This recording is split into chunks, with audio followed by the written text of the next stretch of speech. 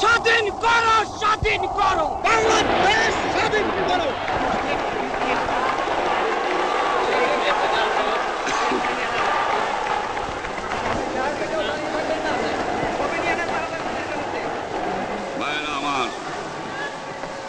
আজ দুঃখ ভারাক্রান্ত মন নিয়ে আপনাদের সামনে হাজির হয়েছি। আপনারা সবই জানেন এবং বোঝেন আমরা আমাদের জীবন দিয়ে চেষ্টা করেছি, কিন্তু দুঃখের বিষয়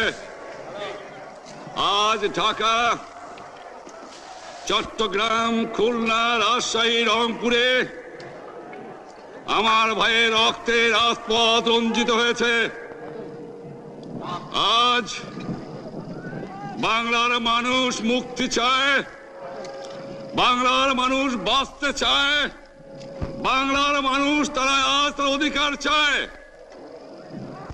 কিন্তু দুঃখের বিষয় আজ দুঃখের সঙ্গে বলতে হয় 23 বছরের করুণ ইতিহাস, বাংলার অত্যাচারের, বাংলার মানুষের রক্তের ইতিহাস, 23 বছরের ইতিহাস, মুমূর্ষ নরনারীর আর্তনাদের ইতিহাস, বাংলার ইতিহাস, এদেশের মানুষের রক্ত দিয়ে রাজপথ রঞ্জিত করার ইতিহাস।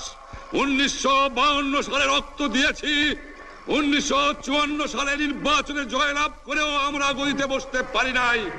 1958 সালে আইয়ুব খান মার্শাল ল জারি করে 10 বছর পর্যন্ত আমাদের গোলাম করে রেখেছে।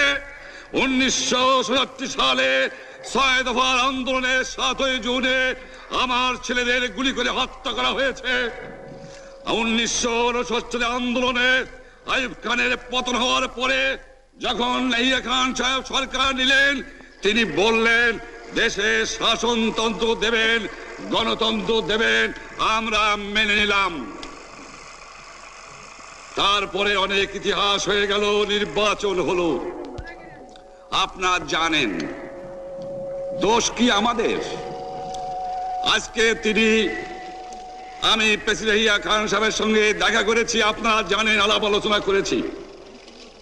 আমি শুধু বাংলার নয়, পাকিস্তানের মেজরিটি পার্টির নেতা হিসাবে তাকে অনুরোধ করলাম 15 ফেব্রুয়ারি তারিখে আপনি জাতীয় পরিষদের অধিবেশন দেন। তিনি আমার কথা রাখলেন না, তিনি রাখলেন ভুট্টো সাহেবের কথা। তিনি বললেন প্রথম সপ্তাহে মাসে হবে, তিনি মানে নিলেন। আমরা বললাম ঠিক আছে, আমরা অ্যাসেম্বলিতে বসবো, আমরা আলোচনা করব। আমি বললাম বক্তৃতার মধ্যে, অ্যাসেম্বলির মধ্যে আলোচনা করব। এমনকি আমি এ পর্যন্ত বললাম যদি কেউ ন্যায্য কথা বলে, আমরা সংখ্যায় বেশি হলেও একজন যদিও সে হয়, তার ন্যায্য কথা আমরা মেনে নেব। আসুন বসি, আমরা আলাপ করে শাসনতন্ত্র তৈরি করি। তিনি বললেন পশ্চিম পাকিস্তানের মেম্বাররা যদি এখানে আসে তাহলে কসাইখানা হবে অ্যাসেম্বলি। যদি কেউ অ্যাসেম্বলিতে আসে তাহলে পেশোয়ার থেকে করাচি পর্যন্ত দোকান জোর করে বন্ধ করা হবে, তারপরেও যদি কেউ আসে তাকে সন্ন্যাসার করা হবে। আমি বললাম অ্যাসেম্বলি চলবে। তারপরে হঠাৎ 1 তারিখে অ্যাসেম্বলি বন্ধ করে দেওয়া হলো। কি পেলাম আমরা? আমার পয়সা দিয়ে অস্ত্র কিনেছি বহিঃশত্রু আক্রমণ থেকে দেশকে রক্ষা করার জন্য। আজ সেই অস্ত্র ব্যবহার হচ্ছে আমার দেশের গরিব দুঃখী নিরস্ত মানুষের বিরুদ্ধে, তার বুকের উপরে হচ্ছে গুলি। আমরা পাকিস্তানের সংখ্যাগুরু, আমরা বাঙালিরা যখনই ক্ষমতায় যাওয়ার চেষ্টা করেছি, যখনই এদেশের মালিক হবার চেষ্টা করেছি, তখনই তারা আমাদের উপর ঝাঁপিয়ে পড়েছেন।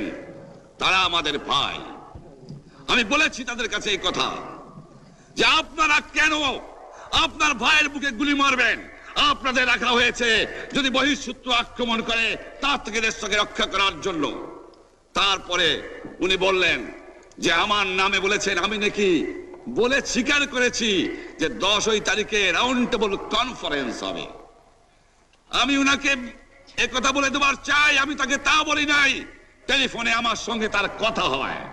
তাকে আমি বলেছিলাম জনাব ইয়াহিয়া খান সাহেব, আপনি পাকিস্তানের প্রেসিডেন্ট, দেখে যান, ঢাকায় আসেন কিভাবে আমার গরিবের উপরে, আমার বাংলার মানুষের বুকের উপরে গুলি করা হয়েছে, কি করে আমার মায়ের কোল খালি করা হয়েছে, কি করে মানুষকে হত্যা করা হয়েছে।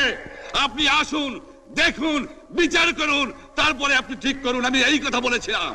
হঠাৎ আমার সঙ্গে পরামর্শ না করে বা আমাদের সঙ্গে আলোচনা না করে 5 ঘন্টা গোপনে বৈঠক করে যে বক্তৃতা তিনি করেছেন এবং যে বক্তৃতা করে অ্যাসেম্বলি করেছেন, সমস্ত দোষ তিনি আমার উপরে দিয়েছেন, বাংলার মানুষের উপরে দিয়েছেন।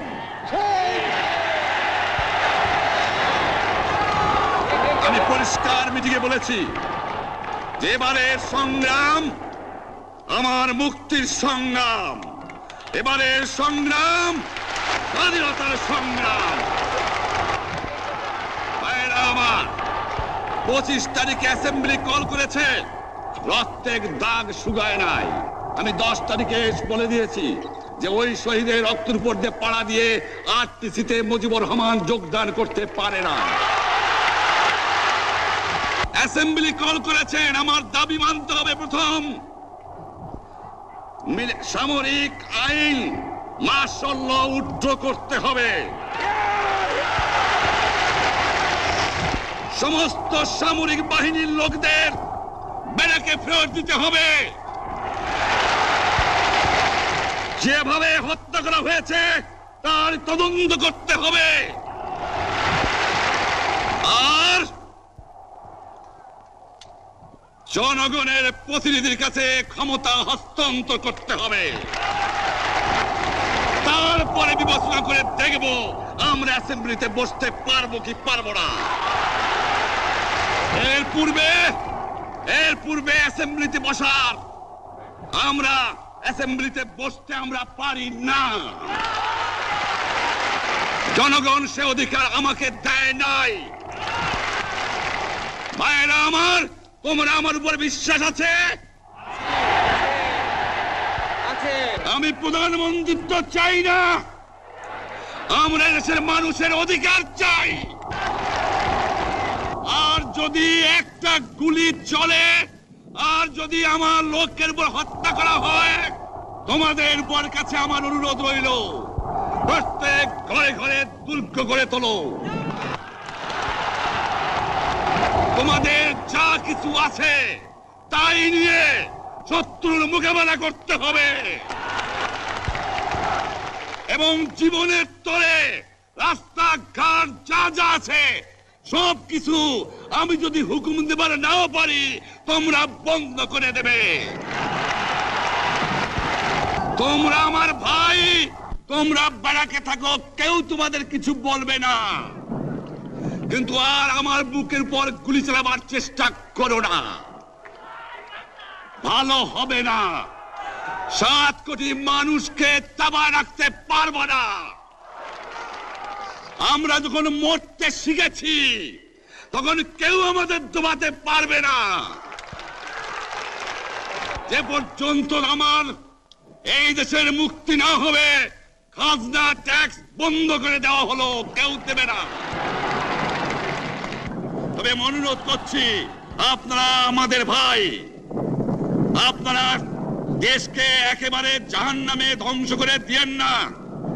জীবনে আর কোনোদিন আপনাদের মুখ দেখা দেখি হবে না।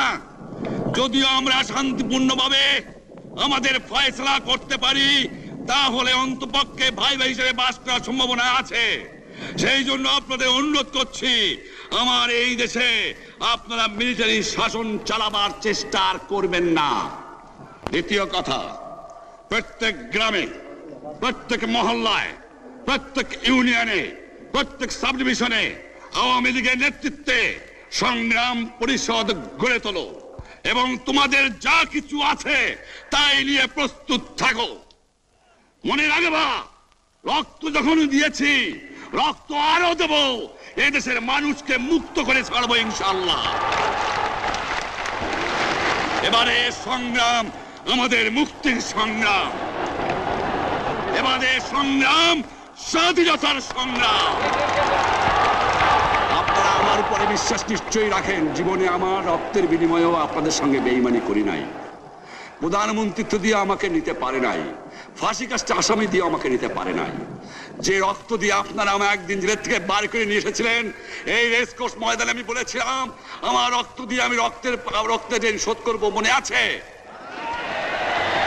আমি রক্ত তোমার জন্য প্রস্তুত। আমাদের মিটিং এইখানেই শেষ।